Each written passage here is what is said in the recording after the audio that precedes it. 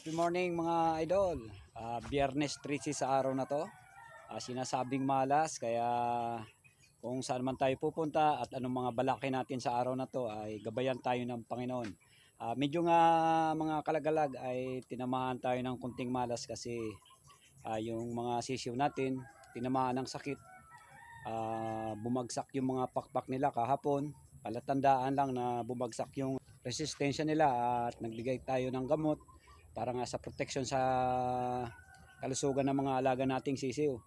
So kanina mga kalagalag nga ay pagising ko ay isang sisiw natin ang nawala, kaya namatayan tayo ng isa at meron pang isa na medyo mahina yung pangangatawan, kaya nga medyo nalulungkot tayo dahil nga sa inaalagaan natin, binibigyan natin ng panahon, oras, yun naman ay mawawalan tayo ng isang inaalagaan. Kaya nga papunta ako sa tindahan ng mga feed supply para bumili ng gamot at ng lagyan ko ulit ng pangontra sa sipon at vitamins nila ng di na tayo mabawasan pa ng isa. Kaya pagbalik ko mamaya makikita nyo yung kalagayan ng mga sisiw natin. Nung kahapon nga buhay pa sila, 5. Kanina nga isa na yung nalagas at delikado pa yung isa. At mamaya mga kalagalag, pagbalik ko ay papakita ko yung sitwasyon ng mga sisiw natin na tinamaan ng sakit dahil nga sa biglang nagbago yung panahon. Nung nakaraan mainit, nitong nakaraang linggo naman ay isang linggong maulan, malamig, kaya siguro nalamigan yung mga sisiw natin, pero wala naman silang sipon. Ewan ko lang kung bakit nga sila nanghina at meron niyang nawalang isa kanina lang. At mamaya nga mga kalagalag, pagkatapos ko bumili ng gamot ay papakita ko yung sitwasyon ng mga alagang pure labo yung sisiw natin. At ito nga mga idol, yung isang nabawas sa ating sisiw. Ayan, labas na yung iba. Ngayon ko lang to nakitang umaga, so wala na, nalagasan tayo ng isa, kaya magiging 4 na lang yung sisiw natin.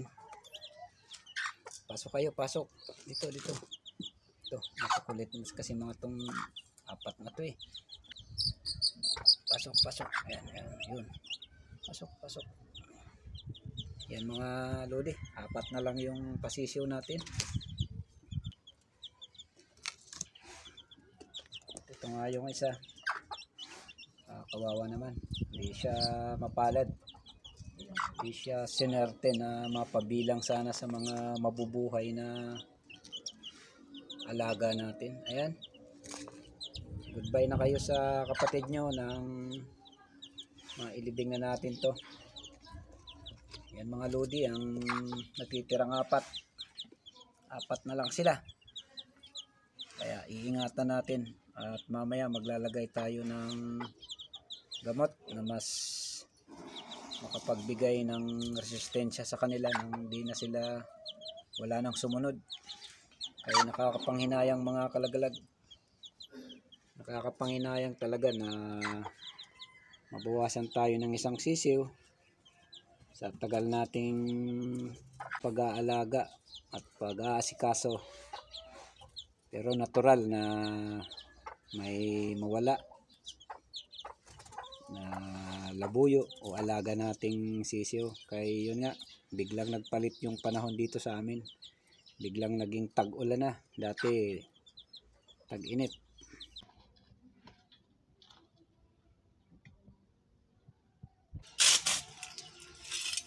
Kahapon mga kalagalag ay Friday, nalagasan tayo ng isa, at ngayong umaga ng Sabado meron namang isang hangin ng isang sisiw natin. At ito nga, medyo di na siya abutan ng hapon. Yun ang naging resulta ng biglang tag-ulan dito sa amin sa Bicol, kaya nanghina nga yung mga resistensya ng ating mga sisiw. At mamaya meron naman tayo nitong ililibing at siguradong di na ito makakaligtas mga kalagalag. Ayan, mababawasan naman tayo ng isa. At yung 3 na iwan, medyo malakas pa sila manuka. Ayun sila sa loob ng kulungan. At ito ay hintay na lang natin na mawala ng buhay at ibabaon din natin sa lupa.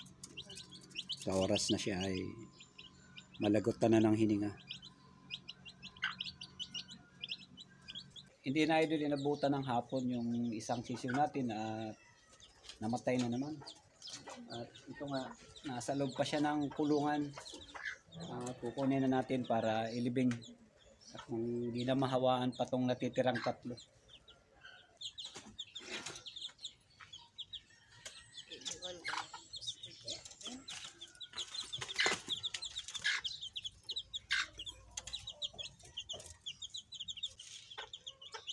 Ito yung isa mga idol at wala na nga buhay. At yung natitirang tatlo, medyo maliliksi sila kasi kahapon nga nakapaglagay tayo ng vitamins saka yung sakit sa sipon.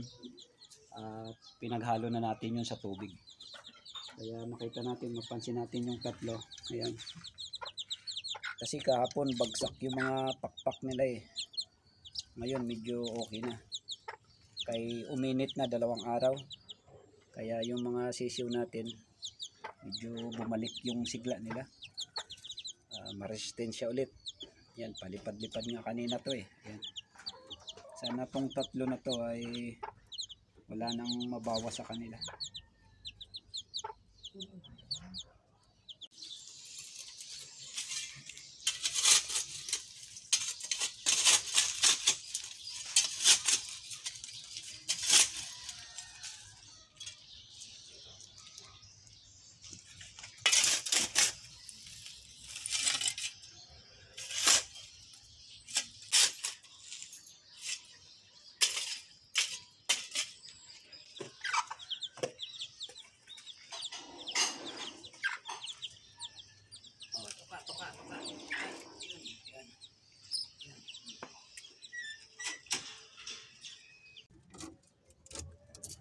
Yan mga idol ang natira natin at makita natin oh, ayan, maliksi sila kasi nakapaglagay tayo ng gamot kahapon pero yung isa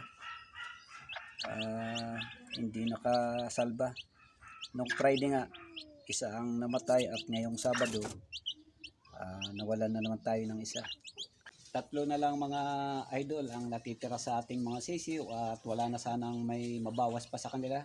Yung nga dahil sa pagpalit ng panahon biglang tanggulan ng 1 linggo kaya nalagasan tayo ng 2. Shoutout muna tayo sa mga nagpapa-shoutout. Shoutout natin sila Danilo Magallanes, Reynald Horquia, Buhay Probinsya Vlogs ng Pioduran Albay. Shoutout kay Junic Honce at kay Greg Caneda. Shoutout sa inyo mga idol. Yun mga kalagalag ang naging sitwasyon ng ating mga sisiw na labuyo. Pag nagbago ang panahon ay nabago rin yung mga kalusugan nila. Di nga sila sanay sa lamig kaya masilan pa sila sa mga Texas na panabong na sisiw kung aalagaan. Yun lang ang tingin ko mga idol, mas sensitibo sila. Kaya yung tatlong natitira ay gagawin natin yung best natin para mas mabuhay silang tatlo at makita natin kung paano lumaki ang mga sisiw natin na pure breeding na mula pa ng Mount Mayon at Mount Bulusan. Huwag kalimutan mga idol, subscribe ang YouTube channel Juan Lagalag.